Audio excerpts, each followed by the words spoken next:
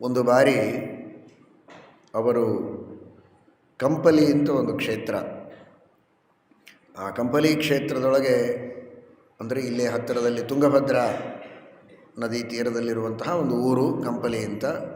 ನದಿ ಇದೆ, ಆದ್ದರಿಂದ ಅದು ಕ್ಷೇತ್ರ. ಅಲ್ಲಿ ರಂಗಪತ್ಯಾಚಾರ್ಯರು ಅಂತ ಒಬ್ಬ ಆಚಾರ್ಯರು, ಆ ರಂಗಪತ್ಯಾಚಾರ್ಯರ ಮನೆಯಲ್ಲಿ ಭಿಕ್ಷೆ, ರಘುನಾಥ ತೀರ್ಥರ ಭಿಕ್ಷೆ.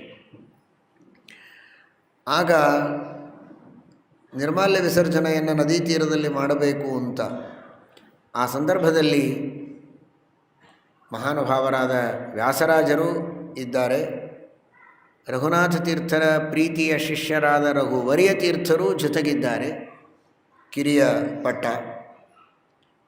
ನಿರ್ಮಾಲ್ಯ ವಿಸರ್ಜನೆಯನ್ನು ಇವರು ಮಾಡುವಂತಹ ಸಂದರ್ಭದಲ್ಲಿ ವ್ಯಾಸಮುಷ್ಟಿಗಳು ಸಾಕ್ಷಾತ್ ಶ್ರೀಮದ್ ಆನಂದತೀರ್ಥ ಭಗವತ್ಪಾದಾಚಾರ್ಯರಿಗೆ ನಾರಾಯಣದೇವರು ಕೊಟ್ಟದ್ದು. ವೇದವ್ಯಾಸದೇವರ ಸಮ್ಮುಖದಲ್ಲಿ ವೇದವ್ಯಾಸದೇವರು ಸ್ಪರ್ಶ ಮಾಡಿಕೊಟ್ಟದ್ದು. ಎರಡು ರೂಪಗಳಿಂದ ಪರಮಾತ್ಮನ ವಿಶೇಷವಾದಂತಹ ಸಾನ್ನಿಧ್ಯವನ್ನು ಪಡೆದದ್ದು. ಪ್ರಾಪಸ ನಾರಾಯಣತ ಶುದ್ಧಶಿಲಾತ್ಮ ಪ್ರತಿಮಾ ಯಾಸುಸ ಪದ್ಮಾಸಹಿತೋ ದೋಷ್ಯಹಿತ ಸನ್ನಿಹಿತ. ಅಂತಹ 8 ವ್ಯಾಸಮುಷ್ಟಿಗಳನ್ನು ಶ್ರೀಮದಾಚಾರ್ಯರಿಗೆ ಕೊಟ್ಟ. ಅದರೊಳಗೆ 5 ವ್ಯಾಸಮುಷ್ಟಿಗಳನ್ನು ಪದ್ಮನಾಭ ತೀರ್ಥರಿಗೆ ಶ್ರೀಮದಾಚಾರ್ಯರು ಕೊಟ್ಟರು. ಆ 5 ವ್ಯಾಸಮುಷ್ಟಿಗಳು ಶ್ರೀಮಠದ ಪರಂಪರೆಯಲ್ಲಿ ಪೂಜೆಯಾಗ್ತಾ ಬಂದದ್ದು. ಇವತ್ತಿಗೂ ನಿತ್ಯದಲ್ಲಿ ವ್ಯಾಸಮುಷ್ಟಿಗಳ ಪೂಜೆಯಾಗುವುದನ್ನು ನೀವು ಕಾಣುತ್ತೀರಿ. ಅದರಲ್ಲಿ ಒಂದು ವ್ಯಾಸಮುಷ್ಟಿ, ನೀಲವರ್ಣದ ಒಂದು ವ್ಯಾಸಮುಷ್ಟಿ, ಆ ವ್ಯಾಸಮುಷ್ಟಿ ನಿರ್ಮಾಲ್ಯ ವಿಸರ್ಜನೆ ಮಾಡುವ ಸಂದರ್ಭದಲ್ಲಿ ತುಂಗಭದ್ರಾ ನದಿಯಲ್ಲಿ ಒಂದು ಬಿದ್ದಿದೆ.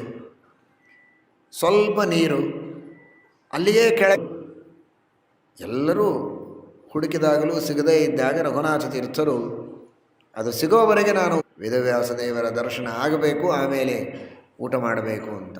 ಆಗ ಉಳಿದವರಿಗೆಲ್ಲ ತೀರ್ಥ ಕೊಟ್ಟು ನಿತ್ಯ ದೇವರ ಪೂಜೆಯನ್ನು ಮಾಡಿ ತೀರ್ಥವನ್ನು ಕೊಟ್ಟು ನೀವೆಲ್ಲ ಊಟ ಮಾಡಿರಿ ಅಂತ ಹೇಳ್ತಾ ಇದ್ರು. ತಾವೊಬ್ಬರು ಮಾತ್ರ ಉಪವಾಸ ಮಾಡಿದ್ದಾರೆ. ಅವರೊಬ್ಬರ ಉಪವಾಸ, ಆ ತಪಸ್ಸಿನಿಂದ ಪ್ರಸನ್ನನಾದಂತಹ ಭಗವಂತ ಅವರಿಗೆ ಸ್ವಪ್ನದಲ್ಲಿ ಸೂಚನೆಯನ್ನು ಕೊಡ್ತಾನೆ. ನಿಮಗೆ ಇವರಿಗೆ ಹಿಂದೆ ನಡೆದ ಕಥೆ ಏನು ಅಂದರೆ, ಇವರು ಯಾತ್ರೆಯನ್ನು ಮಾಡಬೇಕು ಅಂತ ಹೊರಟಿರ್ತಾರೆ ಉತ್ತರ ಭಾರತಕ್ಕೆ. ಗಂಗಾ ಯಮುನಾ ಇತ್ಯಾದಿಗಳ ಸ್ನಾನವನ್ನು ಮಾಡಬೇಕು, ಪ್ರಯಾಗಕ್ಕೆ ಹೋಗಬೇಕು, ಕಾಶಿ ಗಯಾ ಇತ್ಯಾದಿ ಕ್ಷೇತ್ರಗಳಿಗೆಲ್ಲ ಹೋಗಬೇಕು ಅಂತ ಸಂಕಲ್ಪ.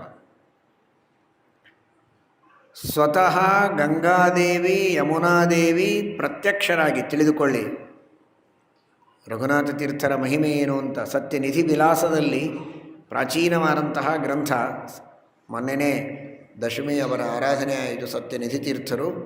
ಆ ಸತ್ಯನಿಧಿ ತೀರ್ಥರ ಚರಿತ್ರೆಯ ಗ್ರಂಥ ಶ್ರೀನಿವಾಸ ಕವಿಗಳು ಅಂತ ಆ ಪ್ರಾಚೀನರು ಸಮಕಾಲೀನ ಕವಿಗಳು ಮಾಡಿದಂತಹ ಗ್ರಂಥ.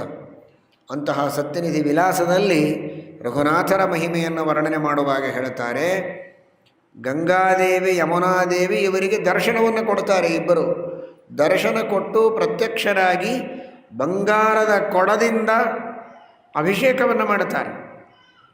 ನೀವಿದ್ದಲ್ಲೇ ನಮ್ಮ ನೀರಿನಿಂದ ನಿಮಗೆ ಅಭಿಷೇಚನ ಮಾಡಿ ಪವಿತ್ರರನ್ನಾಗಿ ಮಾಡ್ತಾ ಇದ್ದೇವೆ, ನೀವು ಮತ್ತೆ ಅಷ್ಟು ದೂರ ಯಾತ್ರೆ ಮಾಡಿ ಬರುವುದು ಬೇಡ ಅಂತ. ಅದಕ್ಕೆ ಕೂರ್ಮೋ ವರುಣ ಗಂಗೇಚ ಯಸ್ಯ ಪ್ರತ್ಯಕ್ಷತಾಂಗತಃ. ಪ್ರತ್ಯಕ್ಷವಾಗಿ ಗಂಗಾದೇವಿ ಯಮುನಾದೇವಿ ಬಂದು ನಾವೇ ನೀವಿದ್ದಲ್ಲಿಗೆ ಬಂದು ನಿಮಗೆ ನೀರನ್ನು ಎರಿತಾ ಇದ್ದಾಗ ನೀವ್ಯಾಕೆ ಮತ್ತೆ ಅಷ್ಟು ದೂರ ಯಾತ್ರೆ ಮಾಡಿ ಬರ್ತೀರಿ ಅಂತ. ನಾವ್ಯಾಕೆ ಬಂದ್ವಿ ಅಂತ ಕಾರಣ ಹೇಳ್ತಾರೆ. ಸಾಕ್ಷಾತ್ ಮೂಲರಾಮದೇವರು, ದಿಗ್ವಿಜಯ ರಾಮದೇವರು, ವ್ಯಾಸಮುಷ್ಟಿಗಳು ಇರುವಂತಹ ಈ ಸನ್ನಿಧಾನದಲ್ಲಿ ಯಾವಾಗಲೂ ನಮ್ಮ ಸನ್ನಿಧಾನ ಇದ್ದೇ ಇರುತ್ತೆ. ಅದಕ್ಕಾಗಿ ನೀವು ತೀರ್ಥಯಾತ್ರೆಗೋಸ್ಕರ ಅಂತ ಬರಬೇಕಾಗಿಲ್ಲ.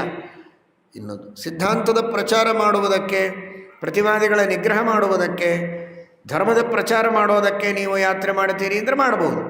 ಆದರೆ ನದಿ ಸ್ನಾನಕ್ಕಾಗಿ ಮಾಡಬೇಕಾಗಿಲ್ಲ. ನಾವೇ ನೀವು ಇದ್ದಲ್ಲಿಗೆ ಬರ್ತೇವೆ ಅಂತ ಗಂಗಾ ಯಮುನಾ ನದಿಗಳೇ ಪ್ರತ್ಯಕ್ಷವಾಗಿ ಬಂದು ನಿಮಗೆ ಹೇಳಿ ಅಭಿಷೇಕ ಮಾಡಿ ಹೋದ ಮೇಲೂ ಮತ್ತ್ಯಾಕೆ ನೀವು ಯಾತ್ರೆಗೆ ಹೊರಟ್ರಿ ಅಂತ. ಅದರ ಸೂಚನೆ ಅಂದರೆ ಕಂಪಲಿಯಲ್ಲಿದ್ದಾಗಲೂ ಕೂಡ ನದಿ ಎಷ್ಟು ಸಾಮಾನ್ಯ ಮಳೆಗಾಲ ಅಲ್ಲ, ಆದರೂ ಕೂಡ ನದಿ ಬಹಳ ಮೇಲೆ ಬಂದುಬಿಡ್ತದೆ. ಆಗ ವ್ಯಾಸರಾಜರು ಹೇಳ್ತಾರೆ, ರಘುವರಿ ತೀರ್ಥರು ಹೇಳ್ತಾರೆ, ಇದು ನಿಮಗೆ ಸೂಚನೆ. ಗಂಗಾ ಯಮುನಾ ನದಿಗಳು ಮತ್ತೆ ಸೂಚನೆ ಮಾಡ್ತಾ ಇವೆ, ನೀವು ಬರಬಾರದು, ಇಲ್ಲಿಯೇ ಇರಬೇಕು, ಯಾತ್ರೆಗೆ ಬರಬಾರದು ಅಂತ. ಅದಕ್ಕೆ ರಘುನಾಥರು ವ್ಯಾಖ್ಯಾನ ಮಾಡ್ತಾರೆ, ನಮಗೆ ಆಹ್ವಾನ ಮಾಡಲಿಕ್ಕೆ ಅವರು ಬಂದಿದ್ದಾರೆ, ಬರಬೇಕು ಅಂತ ಕರೆಯೋದಕ್ಕೆ ಬಂದಿದ್ದಾರೆ ಅಂತ. ಆ ತರಹ ಒಂದು ಸಂವಾದ ನಡೆದಿರ್ತದೆ. ಗಂಗಾ ಯಮುನಾ ನದಿಗಳು ನಿಮಗೆ ಸೂಚನೆ ಕೊಟ್ಟಾಗಲೂ ನೀವು ಮತ್ತೆ ಯಾತ್ರೆಗೆ ಹೊರಟಿದ್ದೀರಿ. ನಮ್ಮ ಸನ್ನಿಧಾನ ಇದ್ದಲ್ಲಿ ಎಲ್ಲ ತೀರ್ಥಗಳ ಸನ್ನಿಧಾನ ಇರುತ್ತದೆ ಎನ್ನುವುದು 100ಕ್ಕೆ 100ರಷ್ಟು ಸಿದ್ಧ ಅನ್ನುವುದನ್ನು ತೋರಿಸಿಕೊಡುವುದಕ್ಕೆ ಒಂದು ರೂಪದಿಂದ ನಾನು ಅದರ್ಶನಾಗಿದ್ದೇನೆ ಅಂತ ವೇದವ್ಯಾಸದೇವರೇ ಸ್ವಪ್ನದಲ್ಲಿ ಸೂಚನೆ ಕೊಡ್ತಾರೆ ರಘುನಾಥ ತೀರ್ಥರಿಗೆ. ಸರಿ, ಹಾಗಾದರೆ ಮುಂದೇನು ಮಾಡಬೇಕು ಅಂತ. ನಾನು ಇದು ಮುಂದೆ ಇತಿಹಾಸದೊಳಗೆ ನೆನಪುಳಿಯಬೇಕು ಅಂತ ನಾನು ಮತ್ತೆ ಅದೇ ರೂಪದಿಂದ ಬರೋದಿಲ್ಲ, ಕೂರ್ಮ ರೂಪದಿಂದ ಬರ್ತೇನೆ ಅಂತ ಸ್ವಪ್ನದಲ್ಲಿ ಹೇಳಿ, ಅನೇಕ ಶಿಲಾಮಯವಾದ ಕೂರ್ಮಗಳು ಅಲ್ಲಿರ್ತವೆ ನದಿಯಲ್ಲಿ. ನೀವು ಆರಿಸಿಕೊಂಡು ಒಂದೊಂದಕ್ಕೆ ಕ್ಷೀರಾಭಿಷೇಕವನ್ನು ಮಾಡಿ, ಯಾವ ಕೂರ್ಮಕ್ಕೆ ಕ್ಷೀರಾಭಿಷೇಕ ಮಾಡಿದರೆ ಜೋರಾಗಿ ತಿರುಗತ್ತೆ ಅದರಲ್ಲಿ ನನ್ನ ಸನ್ನಿಧಾನವಿದೆ ಅಂತ ತಿಳಿದುಕೊಂಡು ಅದನ್ನು ನೀವು ಮಠದಲ್ಲಿಟ್ಟು ಪೂಜೆ ಮಾಡಬೇಕು ಅಂತ. ಹಾಗೇ ಮಾಡುತ್ತಾರೆ. ಮಾರನೇ ದಿವಸ ಅಲ್ಲಿ ಹೋಗಿ ನೋಡಿದರೆ ಅನೇಕ ಕೂರ್ಮಗಳು ಕಾಣಿಸ್ತವೆ. ಒಂದೊಂದಾಗಿ ಇಟ್ಟು ಅಭಿಷೇಕ ಮಾಡುತ್ತಾರೆ, ತಿರುಗೋದಿಲ್ಲ. ಒಂದು ಕೂರ್ಮಕ್ಕೆ ಅಭಿಷೇಕ ಮಾಡಿದರೆ ಅತೀ ವೇಗವಾಗಿ ಅದು ತಿರುಗುತ್ತದೆ, ಭ್ರಮಣ ಮಾಡುತ್ತದೆ.